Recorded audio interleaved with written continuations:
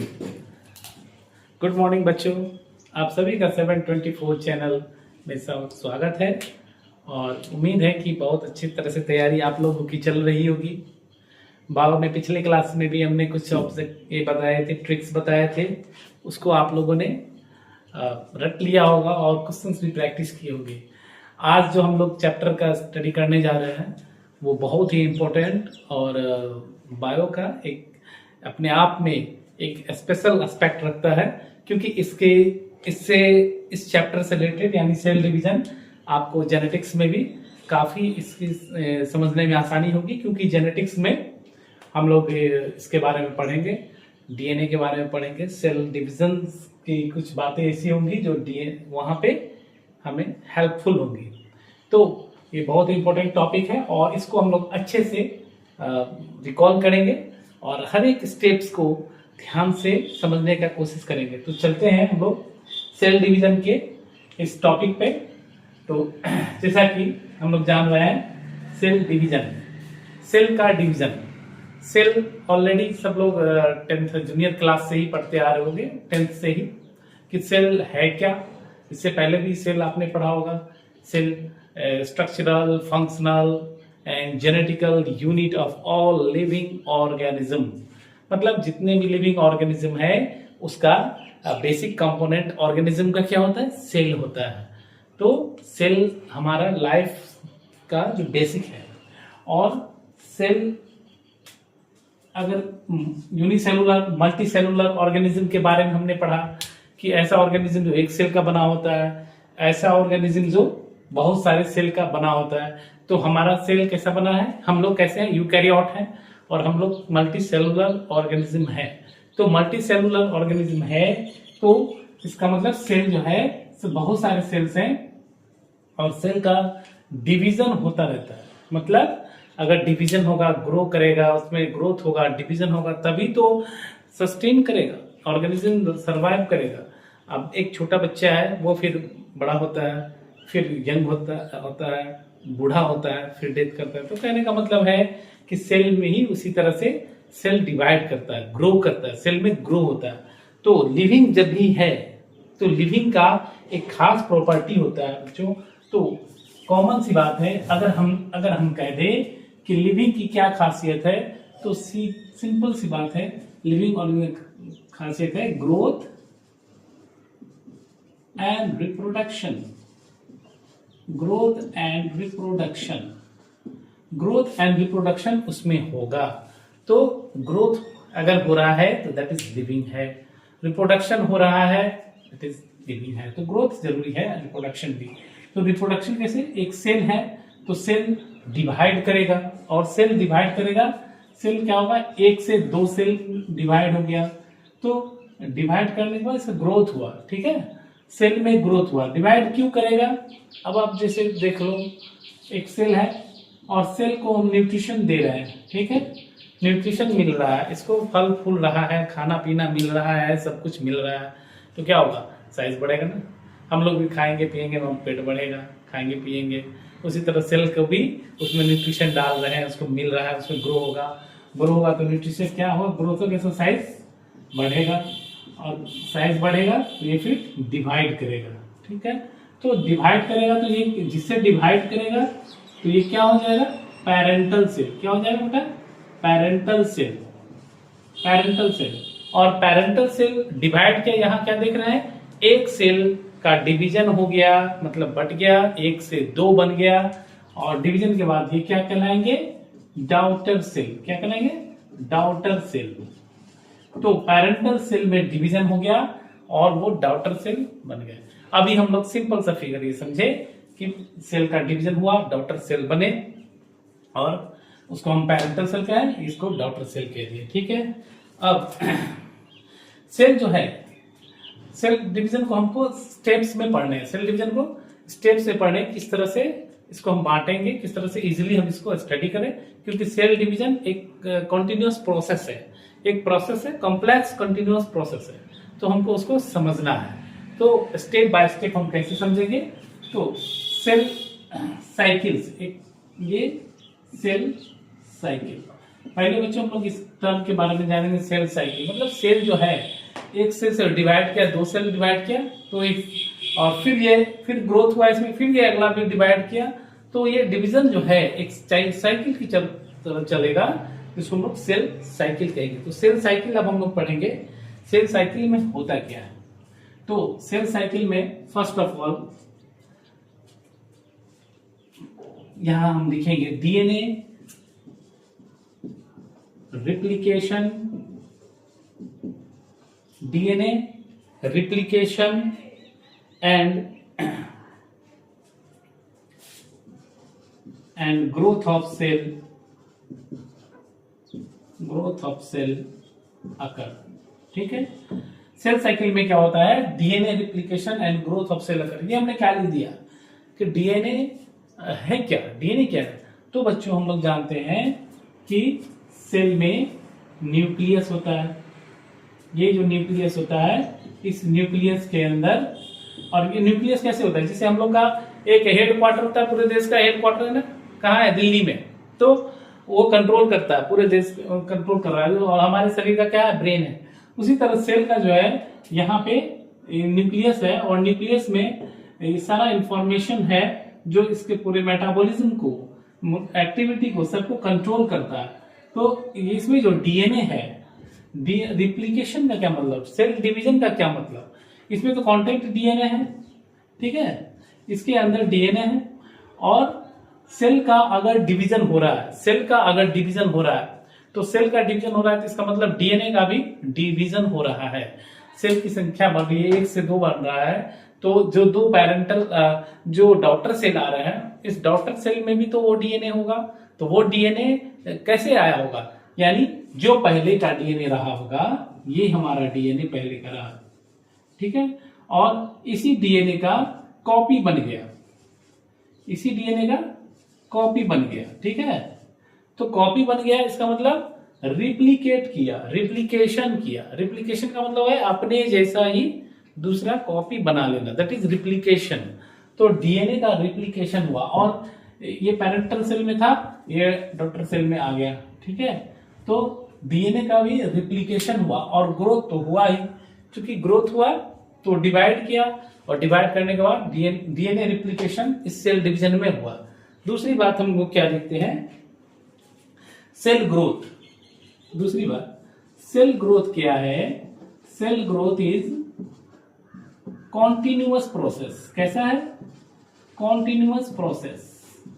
अब देखो बच्चों, ये लाइन को अंडरलाइन करें, कॉन्टिन्यूअस प्रोसेस।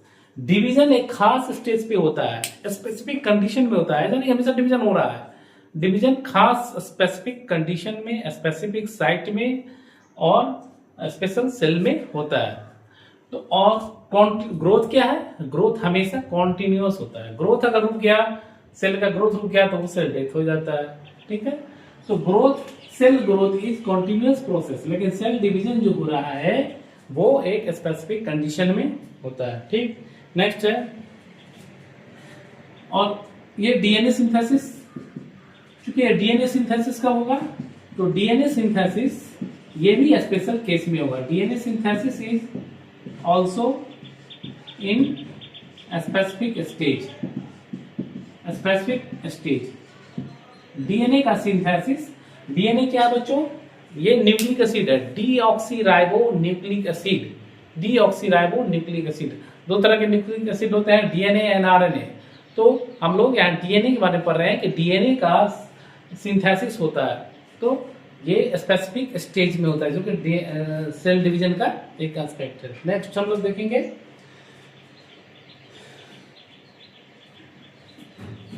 ये जो डीएनए सिंथेसिस होगा या डीएनए का रिप्लिकेशन होगा, ये क्या होगा, डीएनए सिंथेसिस और रिप्लिकेशन, जिसको कह रहे हैं replication, is under genetic control, is under genetic control. ऐसा नहीं कि अनकंट्रोल्ड हो रहा है, ठीक है, उस पर कोई लगाम नहीं है, जैसे मन वैसे नहीं, एक मैनर में हो रहा है, एक कंट्रोल्ड मैनर में हो रहा है। और कैसे मैनर में हो रहा है, जेनेटिक कंट्रोल में, न्यूक्लियस से उसको एक कंट्रोल्ड होता है, जिसको ये कौन करता है, जेनेटिक कंट्रोल कौन करता है, न्यूक्लियाई, जो न्यूक्लियाई है न्यूक्लियस, वहां से अंडर कंट्रोल कंडीशन में डीएनए का सिंथेसिस होता है। ठीक है, तो अब हम लोग अभी तक तो हमने पढ़ा कि सेल को डिवाइड करना है। ठीक है, सेल को डिवाइड करने में क्या होता है, डीएनए का रिप्लिकेशन होता है, डीएनए सिंथेसिस होता है और सेल का ग्रोथ होता है। तो ग्रोथ एंड डिवीजन, दो बातें याद रखेंगे, growth and division. Growth continue होता रहता है, डिवीजन स्पेसिफिक कंडीशन जब सेल का आता है तब सेल का डिवीजन होता है। अब हम लोग सेल साइकिल पढ़ेंगे, सेल साइकिल हेडिंग दे देंगे हम लोग, सेल साइकिल, सेल साइकिल देख लेंगे। सेल साइकिल, सेल साइकिल में इसको तीन फेज इसको फेज में बांटा गया। हम लोग फेज और डायग्राम से पढ़ेंगे, आपके एनसीईआरटी में भी फेज भी दिया हुआ है और डायग्राम से समझाया गया है। ये हम लोग भी डायग्राम यहां बना लेंगे।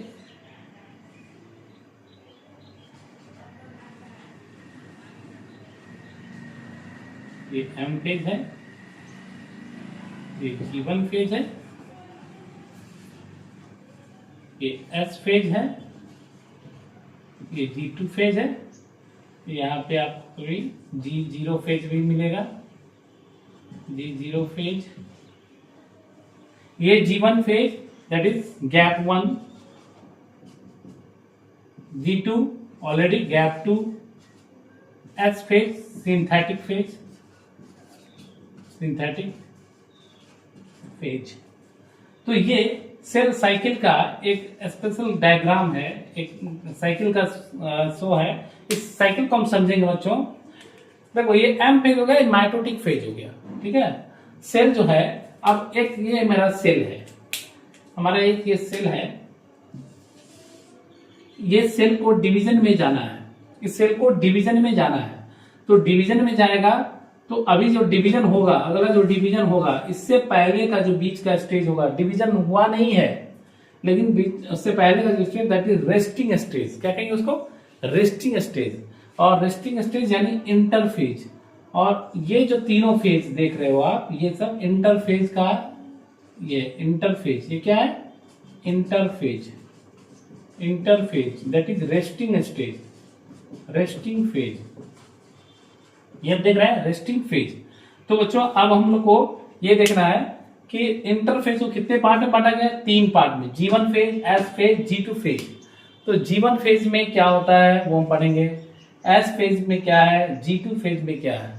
तो ये तीनों मिला के, चूंकि S फेज सिंथेटिक फेज है, डीएनए का जो हम यहाँ बात कर रहे थे, डीएनए रिप्लिकेशन या डीएनए का डुप्लीकेशन जो होगा या ग्रोथ होगा वो सिंथेटिक फेज में होगा, इसलिए इसका नाम एस फेज पड़ा। और इसके वनस्पत ये ज्यादा बड़ा है, सिंथेटिक फेज। और पूरी ओवरऑल देखा जाए बच्चों, अगर ओवरऑल देखा जाए तो माइटोटिक फेज जो है बहुत छोटा, 5%, और 95% जो होता है वो साइकिल का पार्ट कौन सा होता है, इंटरफेज। 95% अप्रोक्स में क्या होता है, इंटरफेज, जिसका G1 phase, S phase and G2 phase उसका पार्ट है। ठीक है, तो अब हम लोग बारी बारी से स्टेज को इसमें देखेंगे। तो सबसे पहले जी इसमें क्या होता है, सेल डिवाइड करेगा। तो सेल डिवाइड जो है, अब देखो सेल डिवीजन कब कब होगा, कितने कितने देर में होगा, अप्रोक्सीमेटली एक आइडिया होना चाहिए कि सेल डिवाइड कब करेगा, क्या हमेशा करता रहेगा, नहीं, उसका एक ड्यूरेशन है, एक टाइम है, और किन किन जोन में।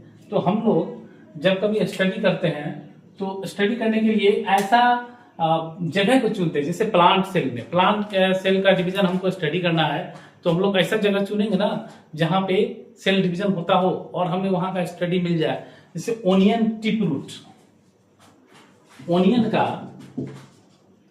टिप ऑफ रूट,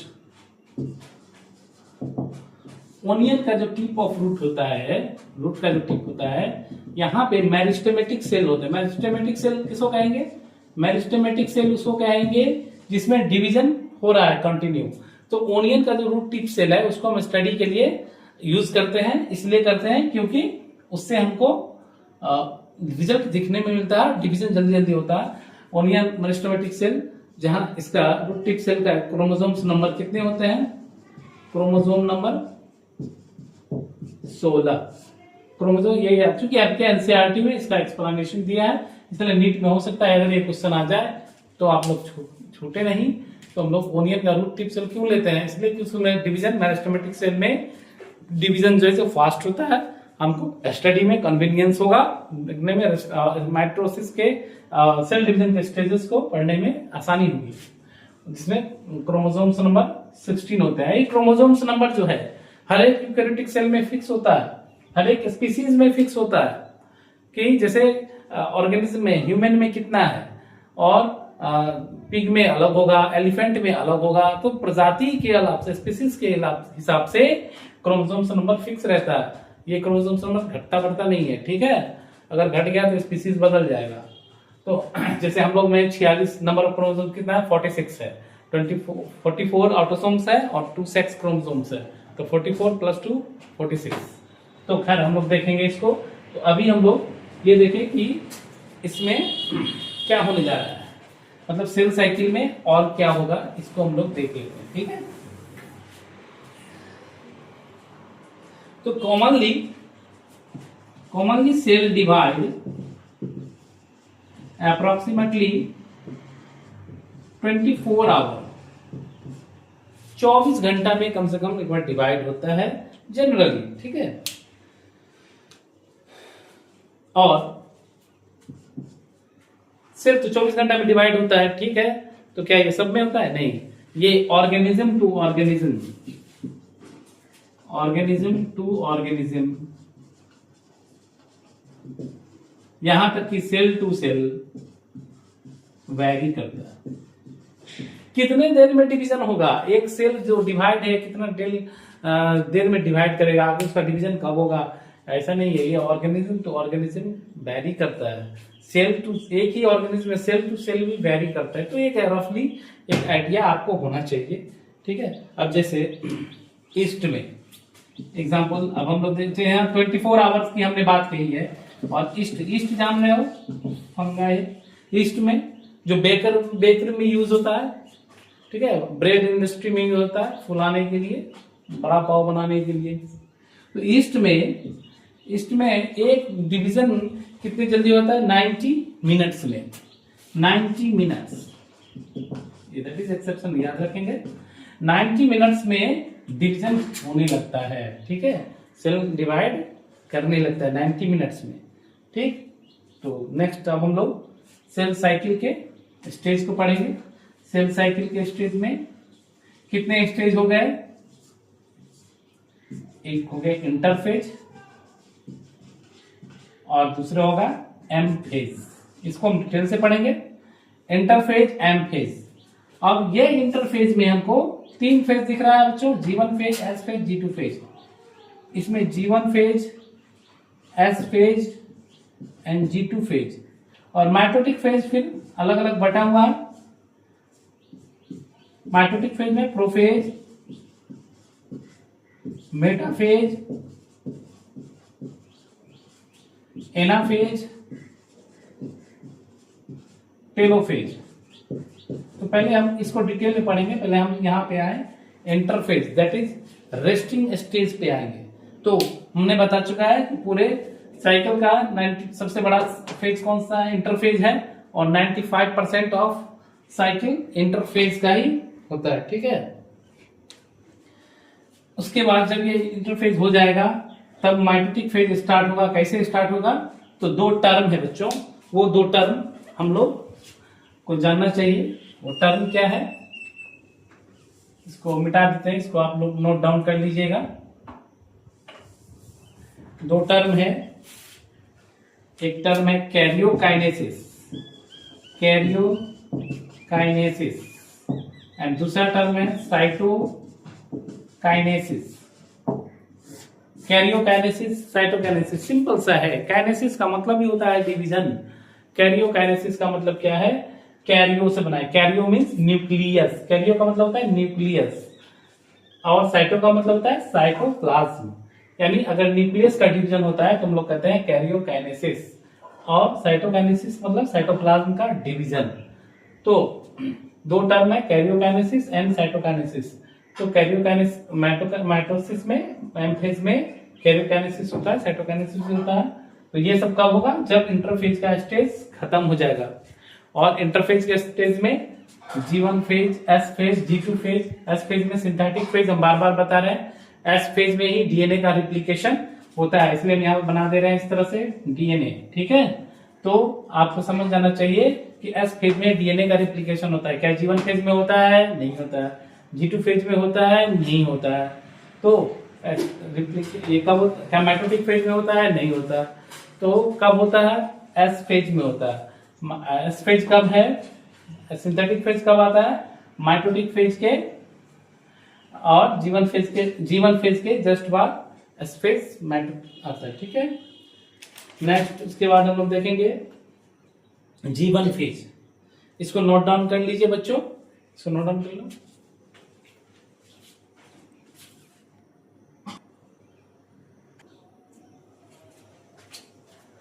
ठीक है बच्चों, तो नेक्स्ट हम लोग देखेंगे इंटरफेज का G1 फेज। G1 फेज, तो फिर से हम यहां साइकिल ड्रॉ कर दे रहे हैं, आप लोग को याद रहेगा। ये G1 थोड़ा बड़ा हो गया, S phase, G2 phase, M phase. ठीक है, और G0 फेज। तो G1 फेज, इस G1 फेज में हम क्या देख रहे हैं, कहां पे है?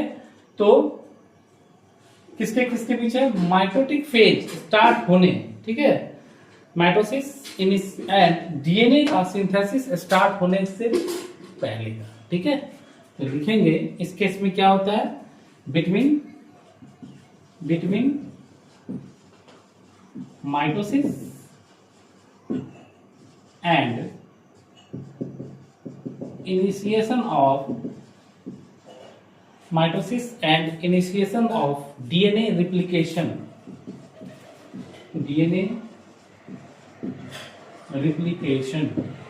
मतलब जब डीएनए रिप्लिकेशन इसमें स्टार्ट होगा, उससे पहले दिख ही रहा है माइटोसिस और डीएनए रिप्लिकेशन के बीच का है ये स्टेज है। ठीक है, तो ये क्या होगा?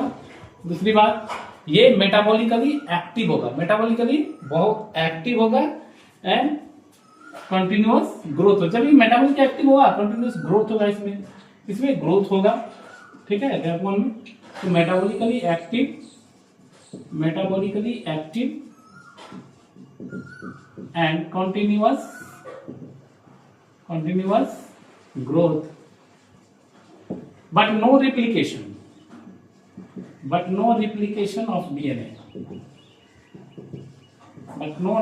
of DNA। लेकिन डीएनए का रेप्लिकेशन इसमें नहीं होगा। ठीक है, नेक्स्ट उसके बाद क्या आता है? S phase. एस फेज में नाम ही बता रहा है सिंथेटिक फेज, इसमें डीएनए का रेप्लिकेशन होता है। तो सबसे पहली बात हम लोग क्या लिखेंगे? replication of DNA occur।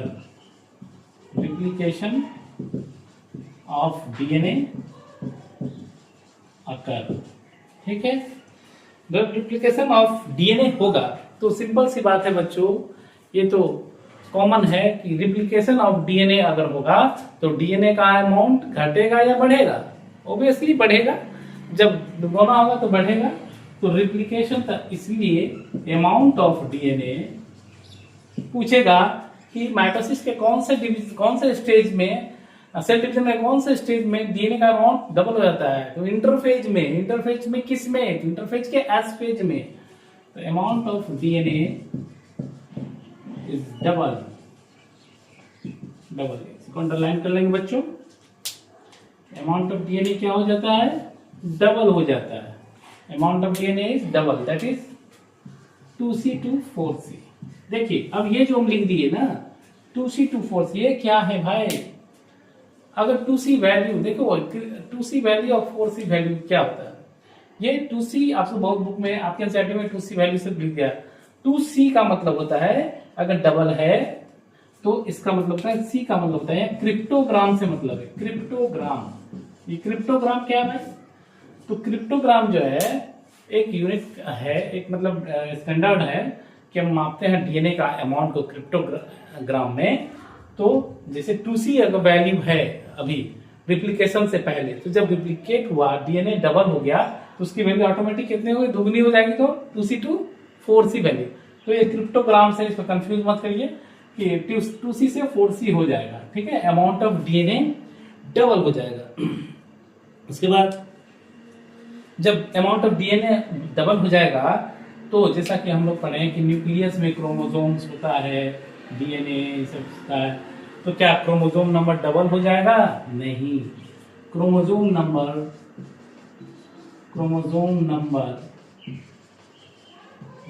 Does not double, chromosome does not change. Chromosome number change नहीं होता है, डबल नहीं हो जाता है। क्रोमोसोम ऐसा नहीं है कि सेल में 46 क्रोमोसोम है, 46 के बदले 92 हो गया, ठीक है, ऐसा नहीं होगा। क्रोमोसोम नंबर वही रहेगा। अगर हमने अभी पहले बताया था क्रोमोसोम अगर चेंज होगा तो स्पीसीज ही चेंज हो जाएगा, क्योंकि क्रोमोसोम नंबर ही स्पेसिफिक होता है, ठीक है। तो उसके बाद और क्या होगा इसमें, डीएनए रिप्लिकेशन तो होगा ही, डीएनए रिप्लिकेशन अकर तो होगा ही। इसके बाद सेंट्रियोल जो होता है, सेंट्रोसोम,